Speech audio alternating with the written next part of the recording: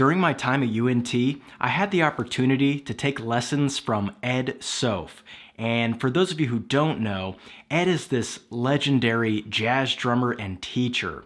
And one thing he would say all the time in passing is something along the lines of, tempo unlocks the secrets to a lot of drumming.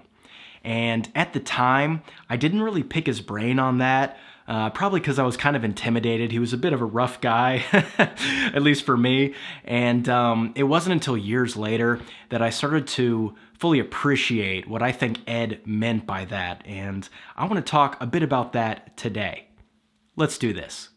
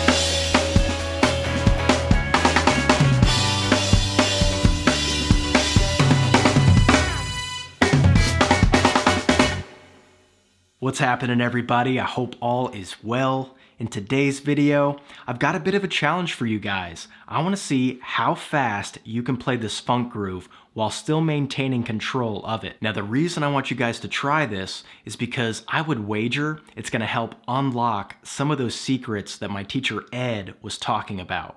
And when I say secrets, what I really mean is things that people can't teach you and things that you really can't put on paper. These are things that have to come to you through intuition and experience and instinct, and every once in a while you'll have this light bulb revelation that just changes your approach to drumming. And I think a lot of playing is like that. Like, there's no list of things that we have to learn, and once you check that list off, you're a whole player. No, I really think that what separates the pros from people that are really good is the pros have a lot of instinct, and you could call it talent or whatever, but I just think they're able to figure things out on their own at a certain point, and that's what this exercise is really going to help you do. So let's start by breaking this groove down, and then I'm going to walk you guys through some of the secrets that were revealed to me by doing this exercise as we pick the tempo up. Let's check it out.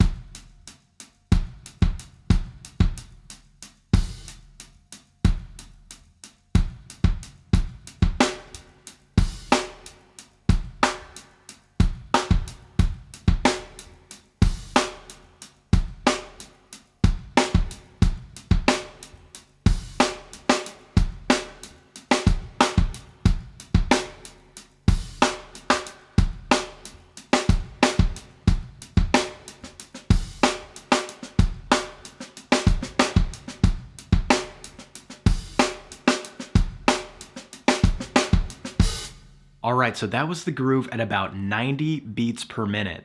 And as you can hear, it's actually a pretty complicated pattern. You have a lot going on the snare drum, so if this is proving to be a bit beyond your reach, feel free to simplify the groove to something you can handle, but just try and honor the core melody going on in the groove.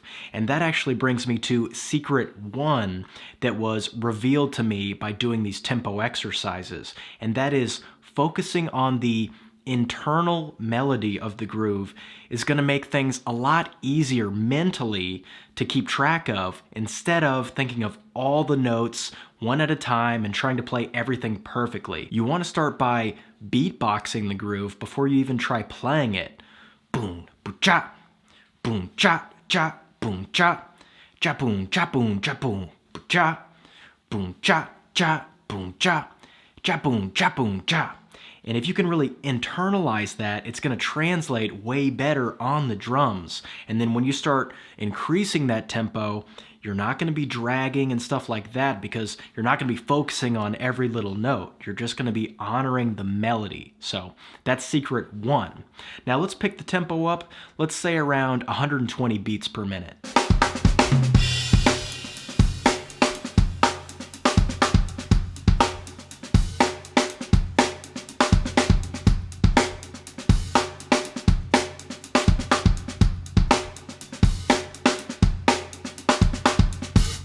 Now, as this groove starts to get faster, we start to hit on the next secret that was revealed to me, and that's the importance of staying loose. You almost want to do the opposite of what your body's telling you to do. It's like when you start picking up that tempo, your body wants to like go inward and brace, for that speed. You want to do the exact opposite. You want to breathe and have long breaths and just get looser and looser. And that's the only way you're going to be able to sustain these fast beats for very long. So that's secret two. All right, let's crank the tempo up a bit more. Let's try for 150 beats per minute. So now we're going to be in that drum and bass range. This is going to be interesting. Let's give it a try.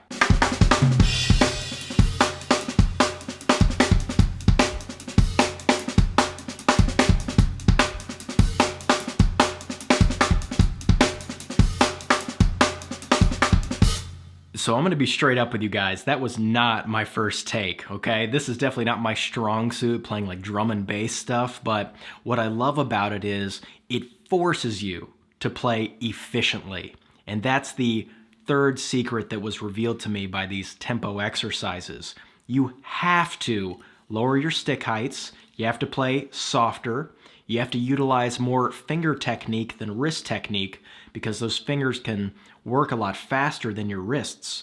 And really, you're just going to have to analyze each and every limb and optimize what they're doing. There is no way you're going to be able to force your old techniques into submission and by sheer will, make this groove happen. It's just going to be impossible. So that's what I love about these tempo exercises most of all, is it's impossible to use your old tired techniques. You're gonna have to reevaluate everything.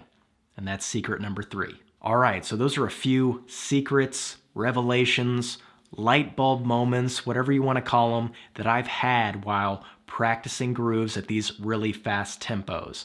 And I can guarantee you guys, if you try this at home with this groove and others, you're going to have your own light bulb moments. So definitely try it out. But that's going to do it for me, everybody. If you enjoyed this video, make sure and give me a like down below. Subscribe if you haven't already, and I'll see you next time. You take it easy. Bye-bye.